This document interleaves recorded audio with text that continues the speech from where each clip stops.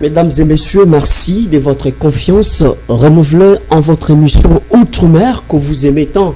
Le panel, nous sommes sur l'application mobile Blue OTT international en suivant l'ordre alphabétique. Retrouvez la FM ainsi que votre émission. Le panel, on en parle, ça fait débat. La révision ou changement de la Constitution ne laisse pas la classe politique inanime quand on sait beaucoup d'opinions s'élèvent de partout pour décortiquer de leur manière. Est-ce qu'il faut nécessairement changer ou réviser cette constitution dans un contexte au moins précis de la guerre, l'agression rwandaise dans la partie orientale, nécessairement la partie est de la RDC, mais là, on va quand même comprendre quelles sont les cartes, quels sont les dessous des différentes cartes politiques. En recevant pour vous, M. Jean-Félix Senga, qui est vice-président de la coalition Lamouka, dirigée par le président Martin Fayoulou. Avec lui, on aura le temps de décrypter l'essentiel et comprendre quelles sont les intentions que nous réserve la coalition Lamouka. Monsieur Jean-Félix Senga, merci d'avoir répondu présent à notre invitation. C'est moi qui vous remercie pour l'opportunité que vous me donnez de m'adresser à notre peuple.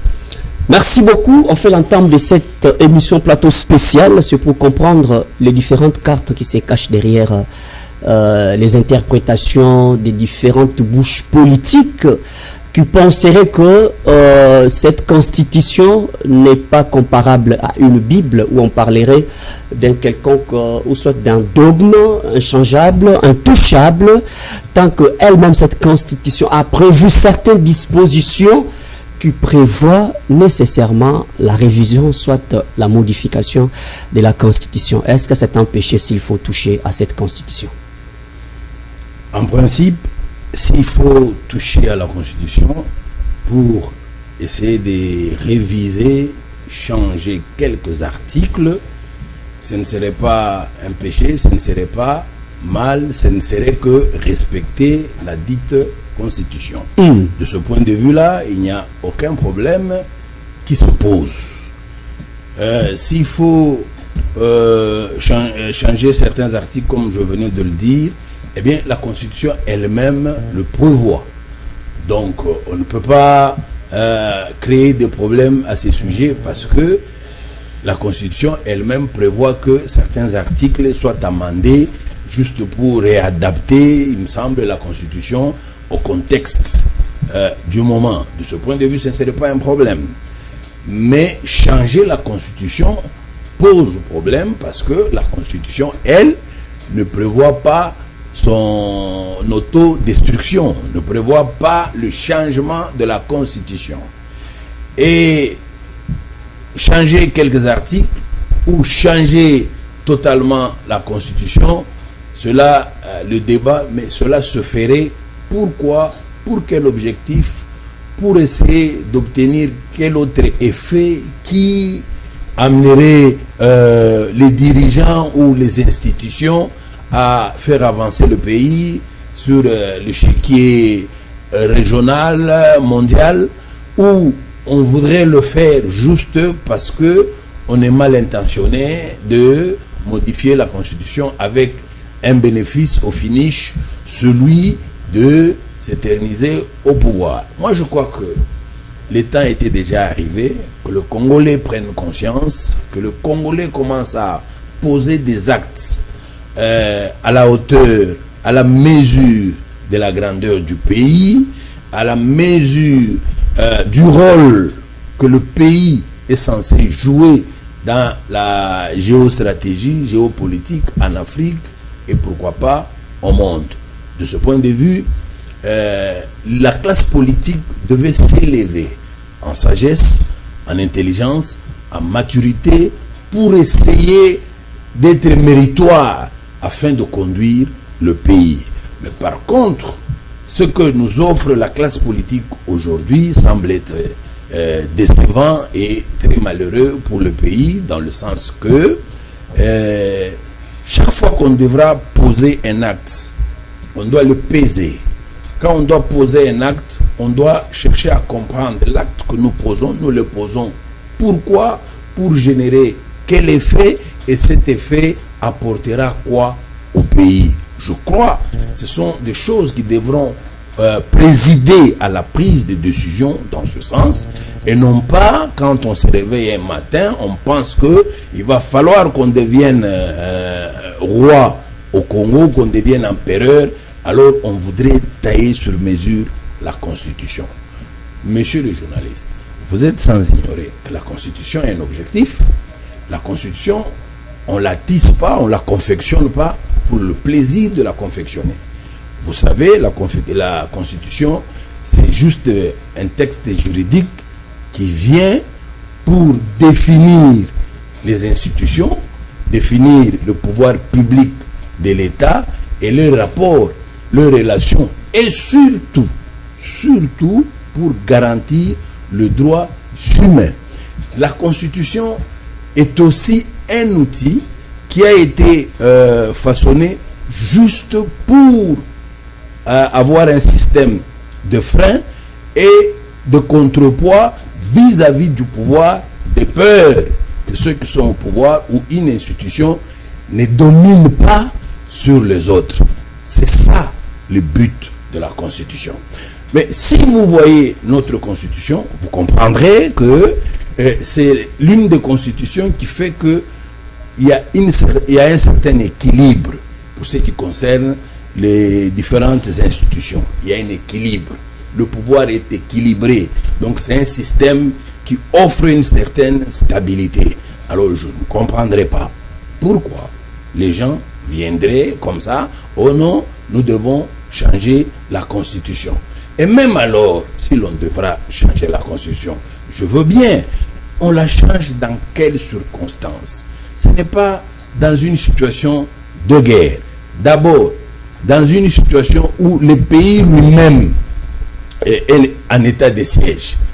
D'après la Constitution, la nôtre, dans cet état-là, on ne peut pas toucher à la Constitution. Mais malheureusement, ce pouvoir en place, qui lui-même a initié, a décrété cet état de siège, voudrait changer la Constitution. C'est là où tout perd son sens. Très bien. Alors, M. Jean-Félix Senga, vous posez très bien les bases, mais là maintenant on doit comprendre les enjeux, parce que quand les interprétations sur la révision constitutionnelle que vous acceptez, parce que elle-même la Constitution a prévu cette révision, mais nulle part ceux qui font du bruit au niveau du pouvoir, qui ait probabilité de la réviser, cette Constitution, n'ont démontré, n'ont fait aucune démonstration sur les articles qui poseraient problème à la classe de l'opposition. Pourquoi s'agiter aussi longtemps que ceux-là qui pensent réviser cette Constitution n'ont pas détaillé au fond les articles à changer? Pourquoi alors cette agitation? Ok, il n'y a pas d'agitation, il y a juste l'anticipation. On anticipe, on n'est pas agité. À la grande surprise de la population, ceux qui veulent changer, réviser certains articles, prenons-le comme tel, ont évoqué un certain nombre d'articles, leur donnant un contenu qui n'est pas le leur. Notamment l'article 217. On lui a donné un contenu qui n'est pas le sien. On a voulu faire croire à la population que cet article permettrait que les pays étrangers ou les communautés internationales puissent s'arroger le pouvoir de nous prendre une portion de terre, que nous puissions céder une portion de terre. Pourtant, dans cet article-là, quand vous le lisez clairement, sans mettre les lunettes, vous voyez clairement qu'il ne s'agit pas de cession de terre, qu'il s'agit de la souveraineté que l'on peut céder momentanément pour l'intérêt soit régional, soit mondial. Et quand quelqu'un se fonde sur des faussetés, quand quelqu'un essaie de torpiller un article, quand quelqu'un essaie de falsifier, de tordre le cou à l'article pour faire passer ce qu'il veut, à ce moment-là, vous vous rendez compte déjà qu'il est mal intentionné. Et la Bible dit, un homme prudent voit le mal de loin et prend des dispositions. Pas tout en prêtant les intentions. Et prend des dispositions. Jusqu'à preuve du contraire, on n'a prêté l'intention à personne. Mais néanmoins, il est aussi clair comme l'eau de roche qu'ils ont voulu falsifier un article pour s'arroger le pouvoir de vouloir réviser la Constitution. C'est de là que vient la classe politique se dise de cette manière, mieux vaut anticiper. Voilà pourquoi je vous dis, il ne s'agit aucunement pas de l'agitation, mais par contre c'est de l'anticipation, parce que ils nous ont déjà téléphoné, ils nous ont déjà montré quelle est leur intention. Et de ce point de vue, on ne peut pas croiser les bras, leur laisser faire les choses comme ils voudraient le faire. Donc, nous partons de leur comportement qui n'est pas catholique, qui n'est pas correct. Très bien. Vous parlez de la souveraineté. Moi, je pense que, en ce que je sache, la loi Bakajika avait déjà prévu. Je ne pense pas vraiment que c'est l'intention ou la mésinterprétation du pouvoir en place de croire que céder la souveraineté ou une portion de la souveraineté, ça veut dire céder une portion de sa terre, à moins que la mésinterprétation soit à un niveau outre que nous ne maîtrisons pas. Maintenant que Tshisekedi, si tel est le cas, Kabila arrive au pouvoir, d'abord depuis Mobutu, chacun d'eux a touché à cette constitution. Et Kabila aussi l'a fait. Et pourquoi à l'époque de Tshisekedi, ça vous fait mal si déjà dans vos préliminaires, vous dites que vous ne prêtez pas intention, mais du fait qu'ils vous ont téléphoné, le fait qu'ils vous ont déjà en fait, ils ont manifesté l'intention de toucher à cette constitution, c'est comme ça que vous anticipez. Que vous anticipiez, c'est votre droit, mais est-ce que Tshisekedi est interdit dans ses prérogatives de toucher à cette constitution? Pourquoi vous ne voulez pas relativiser la chose à ces contextes-là? La question est bien posée, monsieur le journaliste, mais j'aimerais revenir sur un fait. Il ne faudrait pas que l'on confonde la souveraineté d'une part et la cessation du territoire d'autre part. Ce sont deux choses différentes. L'article que M. Tshisekedi avait évoqué, dans cet article, il n'est pas question de céder le territoire. Par contre, il s'agit de la souveraineté que l'on peut céder momentanément. Mais c'est ce qu'il ne veut pas. Il veut qu'on vive la pleine souveraineté. À ce moment-là, il ne comprend pas les enjeux internationaux. Il ne comprend pas. Je vous donne un exemple. Aujourd'hui, on s'accorde à dire que les États-Unis sont les pays les plus puissants du monde. Mais cependant, les États-Unis ont cédé leur souveraineté sur la portion des terres à New York où se trouve le siège des Nations Unies. La nation la plus puissante du monde. Pour le bien de la communauté mondiale. Ils ont estimé qu'ils pouvaient céder une portion des terres. Au point que les États-Unis et l'Iran sont des grands pays ennemis. L'Iran appelle les États-Unis le grand Satan. Mais lors des assises des Nations Unies, vous verrez le président iranien se rendre à New York. Pourtant, si ça ne devait dépendre des États-Unis, on ne lui donnerait pas le visa. Mais comme les États-Unis ont cédé de leur souveraineté sur cette portion des terres pour l'intérêt communautaire, l'intérêt mondial, eh bien, le président iranien se rend aux États-Unis sans problème. C'est ce qu'il faut comprendre. Est-ce que cela veut dire que les États-Unis ont cédé leurs terres aux autres nations? Non. Donc, il ne faudrait pas entretenir la confusion, l'amalgame. Je voulu, qu'il y ait une certaine clarté à ce niveau-là. Ok, maintenant la question qui pose, Mobutu a eu à modifier la Constitution, Kabila Père a modifié lui-même sa Constitution qu'il avait lui-même créée pour qu'il soit au pouvoir après le coup d'État de l'AFDEL, et Kabila a modifié a touché, a révisé notre constitution. Kabila le fils. Kabila le fils. Et voilà, pour cette raison, est-ce vraiment une raison? Oui, mais quand chacun arrive au pouvoir, il a une autre lecture de la gouvernance. Est-ce une raison de dire comme l'autre l'a fait? L'autre l'a fait pourquoi? À l'époque de Mobutu, c'était une dictature. Aujourd'hui, l'UDPS prend-il plaisir à prend-il plaisir à se comparer à la dictature?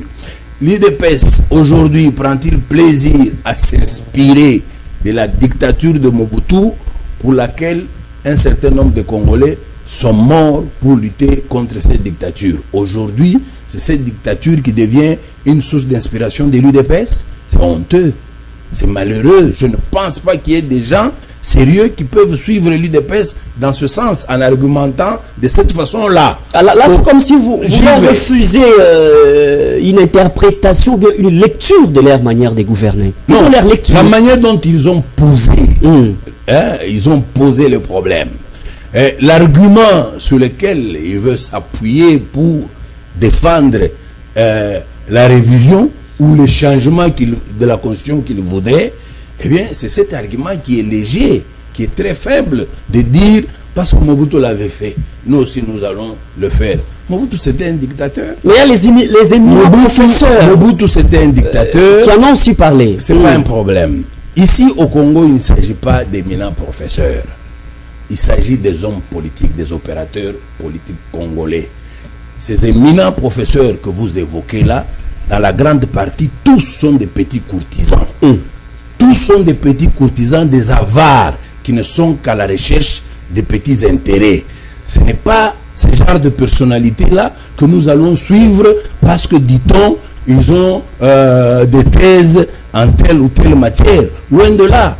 Par contre, ces professeurs ne font pas montre de leur grandeur dans la technicité qu'ils ont. Non. Ces professeurs veulent être des instruments sur lesquels le pouvoir en place s'appuie pour tirer parti. Point full stop. Et ce n'est pas ces professeurs-là que nous allons suivre. Donc, point de besoin d'évoquer ici professeur, parce que professeur au Congo... Non, mais ils s'y connaissent dans la matière, les constitutionnalistes... Professeur au Congo, il n'y a pas que des professeurs en droit. D'ailleurs, je voudrais faire un pic à l'endroit de ces fameux juristes. Vous savez, aujourd'hui, quand vous regardez l'Iran, la manière dont l'Iran résiste aux États-Unis, à l'Israël, l'Iran essaie de tenir le coup. C'est parce que l'Iran s'appuie plus sur les scientifiques, c'est-à-dire les ingénieurs, les hommes de sciences, les chercheurs, et non pas parce que l'Iran s'appuie aux docteurs en droit constitutionnel. Ça, retenez ça. Oui, mais ils ont la théocratie. Tenez-le pour dire. Le Congo a besoin de se développer. Pour se développer, on n'a pas besoin de Bochab, on n'a pas besoin de Mbata, on n'a pas besoin de Sambo, on n'a pas besoin de tout ce tralala là. Pour se développer, nous avons besoin d'ingénieurs, nous avons besoin de scientifiques. Ça, il faut le retenir. Donc, je disais, et dernièrement, il y a eu un symposium à l'hôtel Pullman où on voulait réfléchir sur les 20 ans d'existence de notre constitution. On a fait appel à 3 professeurs en droit constitutionnel, dont 2 béninois et 1 sénégalais. Et on a fait appel aussi à Mbata pour qu'il vienne expliquer. Tout ce que je peux retenir de ce que Mbata a dit. Mbata a dit la constitution que nous avons. Et ce que j'ai dit là, ce passé il n'y a pas un mois. Mbata a dit la constitution que nous avons est l'une des meilleures en Afrique. D'une part.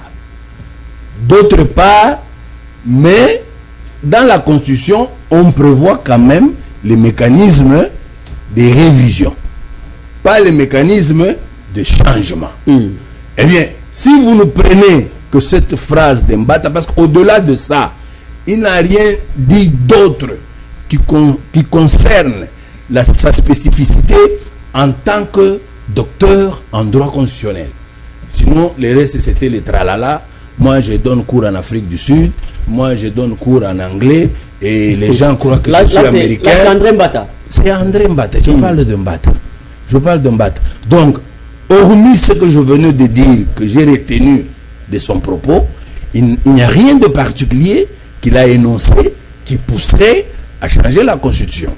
Et ces propos, si Mbata a tenu ces propos, c'est parce que les 3 autres étrangers l'ont précédé, dont le professeur Aladj les Sénégalais qui a contribué à la rédaction de notre constitution.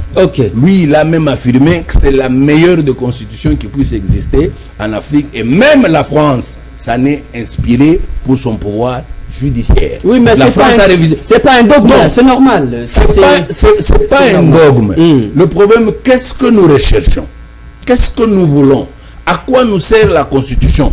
La Constitution ne sert pas à donner des pouvoirs aux individus. Par contre, à être un contrepoids, à promouvoir les droits humains. C'est ça le but de la Constitution. Mais l'objectif de ces prétendus professeurs en droit que vous avez, à qui vous avez fait allusion aujourd'hui, leur objectif, c'est seulement de s'instrumentaliser, que le pouvoir en place se serve en tentant de donner des arguments pour chercher de convaincre le Congolais que l'on peut modifier la Constitution et que ce pouvoir s'incruste, modifie pour se maintenir au pouvoir. C'est là que nous disons, il ne peut en être question que les choses se passent de cette façon. Donnons la chance à la démocratie de vivre. Donnons la chance à la démocratie de donner le meilleur d'elle-même au peuple congolais, comme la démocratie en a donné à d'autres peuples, à d'autres nations à travers le monde. Nous n'arrivons pas au pouvoir juste avec l'objectif de vouloir se pérenniser au pouvoir pour rien. Alors, pour rien. Merci beaucoup. Oui, vous voulez citer en fait. Je voulais dire aujourd'hui, dans les conditions qui sont les nôtres, que l'on dise nous allons modifier la Constitution.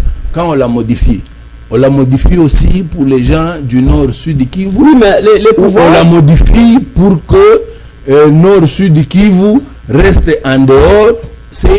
Est-ce que c'est une voie? Est-ce que c'est de la ruse que M. Tshisekedi voudrait utiliser pour aider son ami Kagame à balkaniser le Congo? Et quoi? Il faut peut-être qu'ils croient en leur stratégie mise en place en gagnant du terrain auprès des États-Unis, auprès de Donald Trump, pour l'appui à ce qui se passe dans la partie Est. Déjà, il y a des concessions entre les Congos et puis les États-Unis. Peut-être que pour eux, c'est bon, c'est déjà un bon départ. La question n'est plus à faire la lecture à ces niveaux-là, parce que les États-Unis savent plus déjà mettre des pressions derrière les mouvements rebelles pour quitter les territoires ou déposer les armes ou respecter l'accord de Doha, ainsi de suite. Pour vous, ne pensez pas que plus vous restez dans cette marmite de croire que dans la partie Est, c'est encore dangereux, mais pour eux, dans leur stratégie, voilà, petit à petit, l'histoire marche bien. Par contre, vous venez d'évoquer quelque chose qui fait remuer mes entrailles. Quand vous parlez, quand vous évoquez l'accord de Doha, vous parlez de Doha. Monsieur le journaliste, prenez votre micro, faites des investigations, comprenez qu'est-ce que c'est l'accord de Doha. À Doha, là, il n'y a rien qui intéresse le Congo. À Doha, là, aucun problème n'est posé sur la table pour le bien, pour l'intérêt du Congo. À Doha, vous avez les régimes en place d'une part, et d'autre part, vous avez ce qu'on appelle communément M23, qui du reste ne sont que quelques éléments congolais noyés dans la marmaille du Rwandais, qui ne travaillent que pour l'intérêt du Rwanda. Donc, pour moi, il serait malsain d'évoquer Doha. Qui dit Doha, dit intérêt rwandais au détriment du Congo. Retenez ça pour dire. Donc nous ne pouvons pas nous appuyer sur ça. Et même, ce ne serait pas normal, si on est responsable, que les États-Unis nous poussent à respecter Doha et que nous nous acceptions. Donc Doha, nous ne pouvons même pas accepter, il faut mettre la croix sur ça, parce que ce qui ressort de Doha n'a rien d'intéressant pour le Congo. Oui, mais sans la réussite de Doha, il serait difficile de croire aux propositions de différentes classes politiques qui veulent qu'il y ait un dialogue inclusif, alors que, anticipativement parlant, c'est d'abord l'accord de Doha qui mettra en place un esprit sous forme d'accalmie pouvant permettre à ce que vos différentes propositions passent. Si vous refutez le Doha, c'est que vous laissez le temps à Tshisekedi. Donc vous pouvez vous estimer heureux quand vous avez une opposition comme la Mouka qui voit de loin, qui essaye d'anticiper pour trouver des solutions aux problèmes qui se posent au Congo. Si la MOUCA signe, persiste, insiste qu'il nous faut un dialogue national inclusif, c'est avec raison.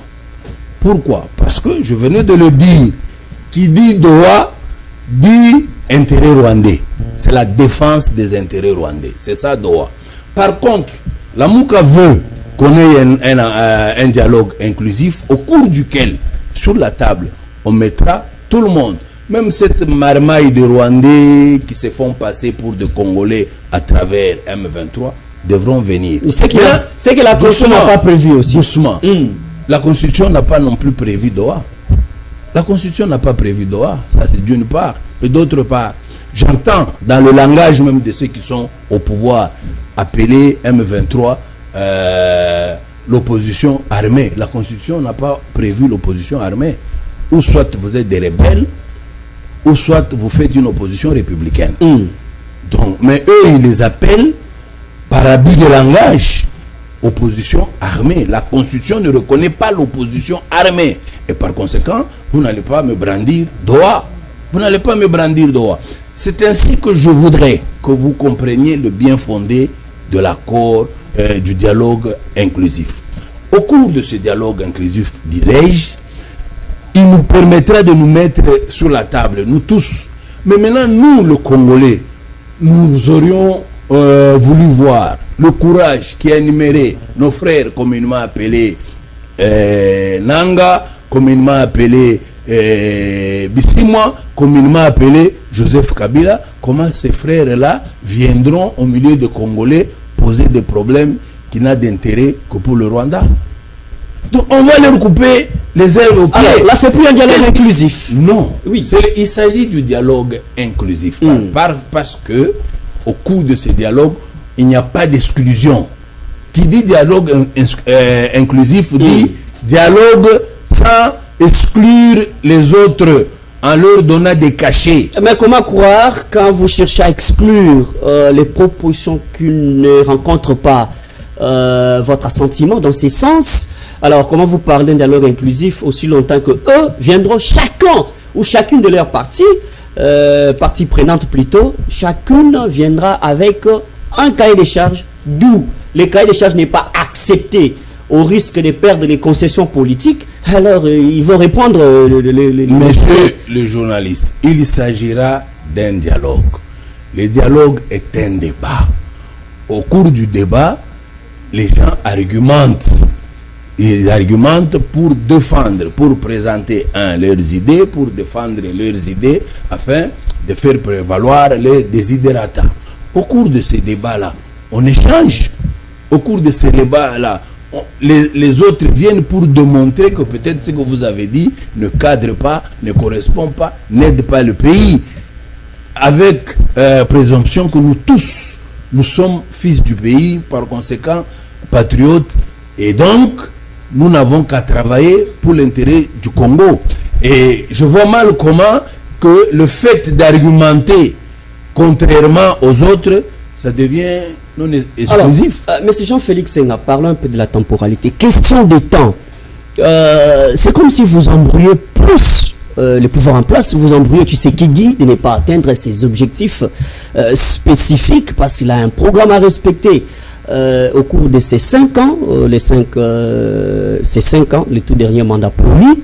Alors, vous prenez assez de temps à faire des propositions, mais vous ne tenez pas aussi compte que Tshisekedi a besoin de temps pour matérialiser ce qui reste dans le dernier mandat en cours. Alors, qu'est-ce que je veux dire? Si lui aussi, dans ses intentions, il prévoyait que, vu que mon temps a été gaspillé avec des tiraillements politiques, j'aurais besoin de 2 ans, 3 ans pour organiser les élections. Qu'est-ce que vous allez faire? Parce qu'il y a un dialogue qui va nécessiter du temps. Organiser les élections nécessite du temps. Alors, comment vous pensez pallier à tout ça? D'abord, pour répondre de manière pragmatique à votre interrogation. Si au Congo, il n'y avait pas de crise, il n'y avait pas de crise multidimensionnelle, l'on n'évoquerait pas la question du dialogue national inclusif. C'est parce qu'il y a la crise. Une crise que Tshisekedi n'a pas... il y a la crise. N'a pas provoqué. Il y a la crise. Qu'il ait provoqué ou pas, il y a la crise. Si lui prétend être le père de la nation, c'est dans son intérêt de résoudre le problème qui se pose au pays. C'est ça la préoccupation. C'est ça l'objectif majeur de quelqu'un qui serait au pouvoir. C'est de faire en sorte que les citoyens congolais se sentent bien dans leur peau, se retrouvent bien, se portent bien dans leur pays. C'est ça. Eh bien, quand il y a la crise sécuritaire, la crise financière, la crise économique, la crise à plusieurs niveaux, je crois que c'est dans son intérêt de résoudre la crise. Et puis de deux, vous dites, il a un projet. Je ne sais pas si vous connaissez son projet depuis le premier jour de son pouvoir, c'est-à-dire en janvier 2019, depuis le premier jour jusqu'à aujourd'hui. Je ne sais pas si vous connaissez un programme clair de M. Tshisekedi pour ce pays. Je ne sais pas si vous en connaissez. L'année passée, il a prétendu qu'il devait construire 38 000 km de routes de dessert agricole. Il n'a même pas fait 8. Est-ce qu'on l'en a empêché par certains articles de la Constitution? Voilà pourquoi il vient aujourd'hui dire non, moi il faut, mon cheval de bataille, c'est... Oui, mais il se concentre, l'argent est concentré aux efforts de guerre, c'est normal. Et là encore un problème se pose. C'est pourquoi nous disons, même au cours de ces dialogues, nous devons traiter de la question concernant la gouvernance de ce pays, parce qu'on est en train de dilapider le moyen. Nous nous cassons à 1000 morceaux pour faire comprendre à notre population. Ce régime ici est un régime de prédateurs. Pourquoi? Pendant 2 ans, on a consacré au moins 5 milliards de dollars juste pour l'effort de guerre. Mais quand la guerre a éclaté récemment à Uvira, vous avez vu, nos militaires n'avaient même pas un seul char de combat. Nos militaires n'avaient même pas de drones kamikazes. Mais nous, on plairait de notre côté que le Rwanda a utilisé des drones kamikazes. Le Rwanda a mis combien? Le Rwanda a mis combien pour sa défense? Pas même 500 millions de dollars. Mais nous avons mis 5 milliards de dollars. Nous n'avons rien. Eux, ils en ont. Et puis, donc c'est un problème qui se pose. On se demande comment sont gérées les finances. C'est un problème avec ce gouvernement. Alors, donc c'est une question sérieuse qui doit être sur la table.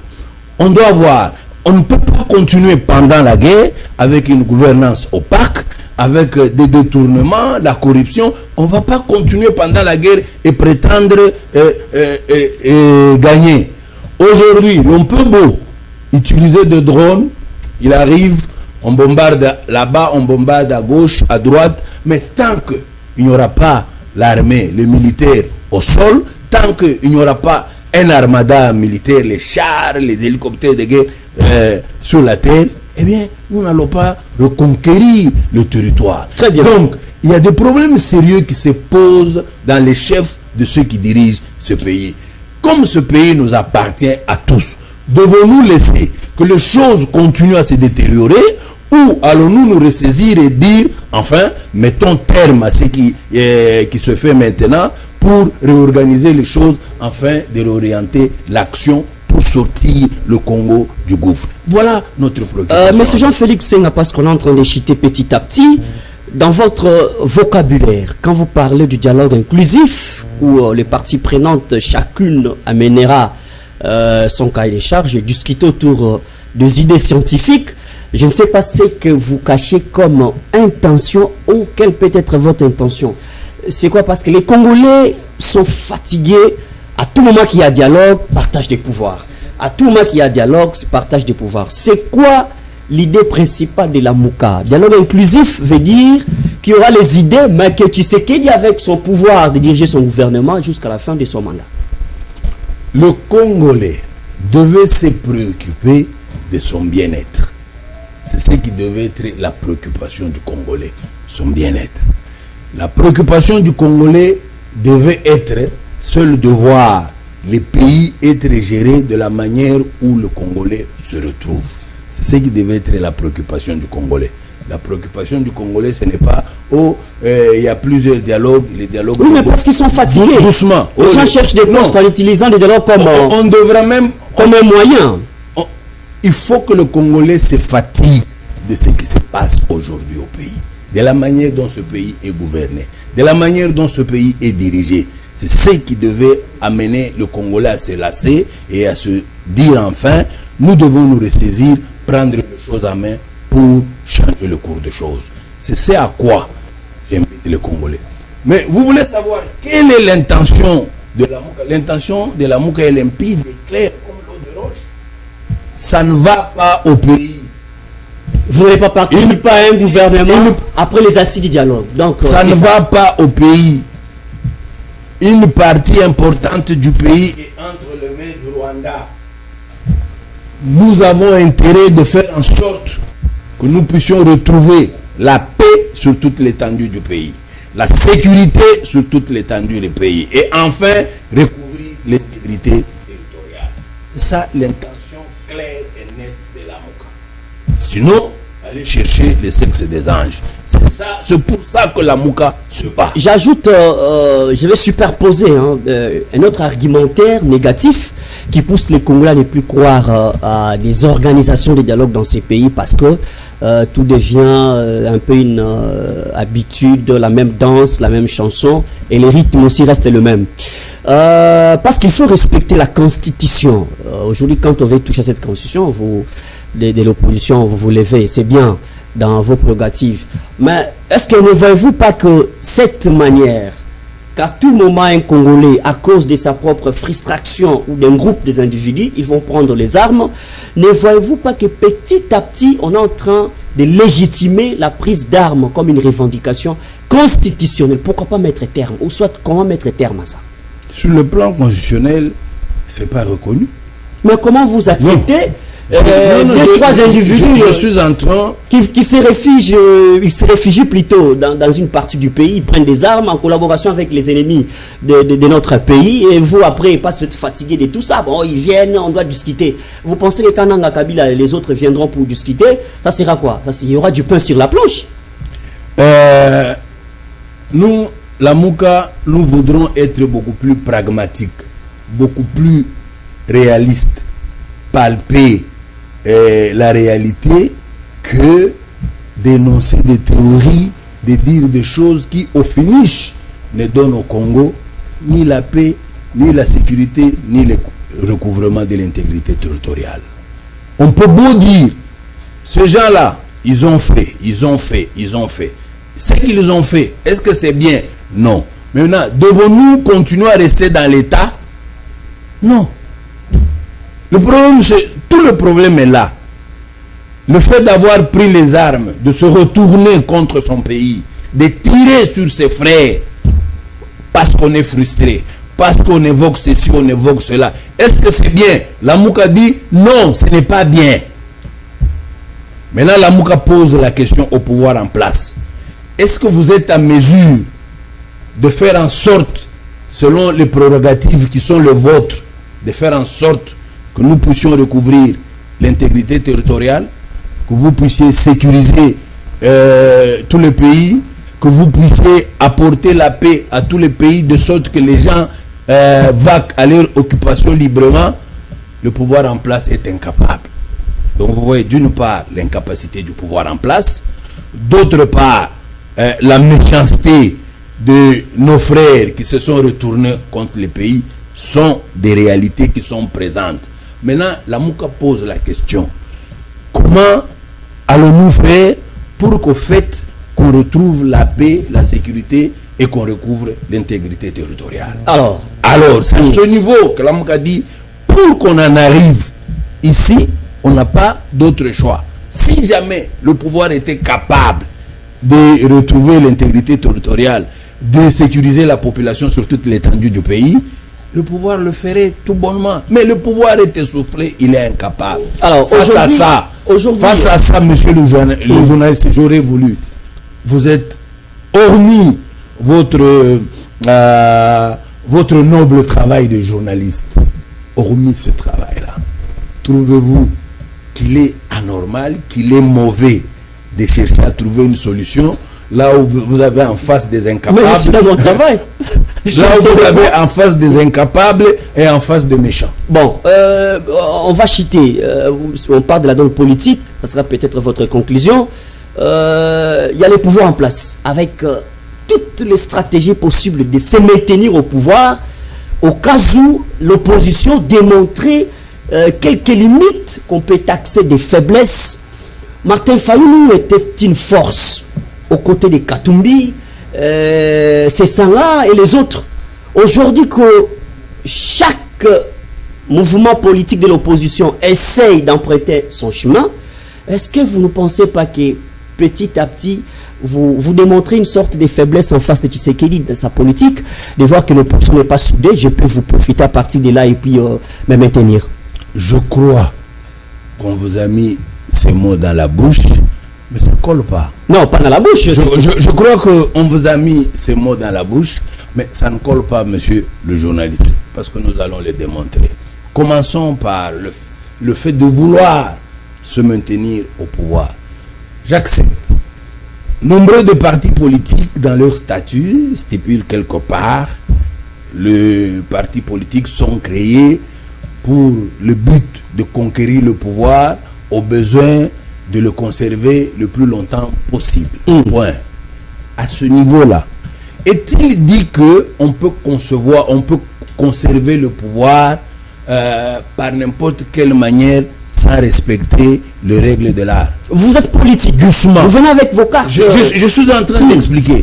Est-ce qu'il est dit que il faut, une fois que vous avez conquis le pouvoir, vous devez absolument le maintenir, quel que soit le moyen? C'est-à-dire, en ne respectant pas la Constitution, en ne respectant pas les règles de l'art, vous conservez le pouvoir? Je ne pense pas. Ça, c'est un. De deux. Aujourd'hui, tout le monde l'a entendu, tout le monde a entendu dire que l'UDPS s'est battu pendant 37 ans pour renverser la dictature, faire en sorte que la démocratie s'instaure au pays et elle commence à respirer. Aujourd'hui, c'est l'UDPS qui veut être le goulot d'étranglement de cette démocratie. Vous trouvez-vous ça normal, ou bien il y a des Congolais qui trouvent normal que l'UDPS devienne ce groupe politique qui vient pour étrangler la démocratie? Non. Donc, conquérir le pouvoir et maintenir, conserver le pouvoir, on peut le faire en respectant les règles. C'est dire, si l'UDPS veut se maintenir au pouvoir, l'UDPS n'a qu'à faire, faire de sorte que tout son bilan pèse dans la balance. L'UDPS donne un autre candidat en 2028 et avec une CENI reformée, une CENI où il y a des lois pas du genre de Kadima, parce que en passant je vous dis, Kadima, quoi qu'il en soit, quoi qu'il arrive, paiera le prix de toute sa bêtise et montrera les 1,2 milliard de dollars, où est-ce qu'il a, qu'est-ce qu'il a fait, tout ça, parce qu'il n'a jamais été audité. Donc Kadima, qu'il sache que on l'attend au tournant. Bien, l'UDPS devait avoir un candidat, de sorte que son bilan pesant dans la balance, l'UDPS reste au pouvoir. C'est serré la manière propre de conserver le pouvoir. Ce n'est pas vouloir modifier la Constitution, tailler la Constitution sur mesure pour donner la chance à Tshisekedi, qui nous a fait perdre plus de... Alors, on va nous faire perdre plus de 10 ans. On va nous faire perdre plus de 10 ans, le conserver au pouvoir pour lui donner la chance de continuer le tourisme international. Non, loin de là. Voilà pourquoi nous disons non, la Constitution ne doit pas être modifiée. À ma question, je continue. L'opposition, contrairement à ce que on le prétend, comme je venais de dire, on vous a mis les mots dans la bouche. Je ne sais pas si vous connaissez des pays à travers l'Afrique ou à travers le monde où l'opposition doit rester toujours une et indivisible. Mais non. Le contexte, c'est faire. Doucement. Tshisekedi a cette capacité de créer des diversions politiques dans ce sens. Aucune capacité. Aucune capacité. Tshisekedi a la capacité de dire beaucoup de choses sans en mesurer la portée et de se contredire dans des fractions de secondes. Ça, c'est une capacité reconnue à Tshisekedi. Tshisekedi a des capacités. Vous menez une action, la communauté internationale est mobilisée, on prend une résolution, il faut 2773, c'est ce que dit Paris, notre manœuvre fait balayer du revers de la main cette résolution. Ça, c'est la capacité qui lui est reconnue. Ce n'est pas avec cette capacité, un homme de telle capacité que nous allons prétendre continuer à risquer l'avenir de notre pays en modifiant la Constitution pour le maintenir au pouvoir. Merci beaucoup, monsieur Jean-Félix Senga. Merci d'avoir été les nôtres. Je rappelle que vous êtes les premiers vice-présidents de la coalition Lamouka, dirigé par le président Martin Fayoulou. Merci d'avoir répondu présent à notre invitation. Merci à l'équipe technique de la FM de nous avoir accompagnés. Mesdames et messieurs, nous restons sur le même moral de comprendre que le panel veut servir et surtout le peuple congolais ici et outre-mer. Je vous retrouve très prochainement. Surtout, n'hésitez pas à consulter votre application mobile Blue OTT pour consommer l'élément et votre émission que vous aimez tant, vous et moi. À la prochaine.